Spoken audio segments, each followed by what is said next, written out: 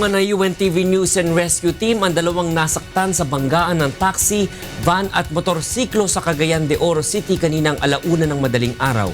Ito ang balita ni Weng Fernandez. Nirespondihan ng UNTV News and Rescue Team ang banggaan ng taxi, van at motorsiklo sa Marcos Bridge, Kauswagan Highway, Cagayan de Oro City kaninang alauna ng madaling araw. Ayon sa inisyal na investigasyon ng Cagayan de Oro City Police, naunang bumangga ang taxi na minamaneho ni Jonathan Di Macali sa nakaparadang Starix van na service ng National Bureau of Investigation o NBI Iligan. Makalipas lamang ang ilang minuto ay bumangga naman ang motorsiklo na minamaneho ni John Marco Cabanatuan sa taxi. Nagtamo ng sugat sa kanang kamay si Cabanatuan. Ang taxi driver naman na si Di Macali ay iniinda ang pananakit ng ulo at dibdib.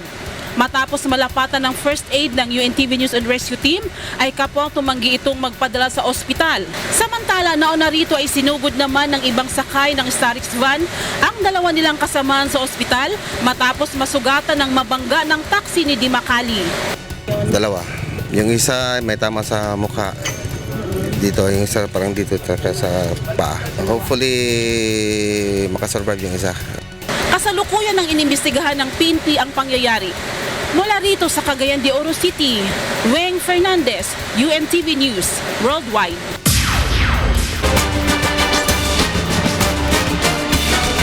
Tulong muna bago balita.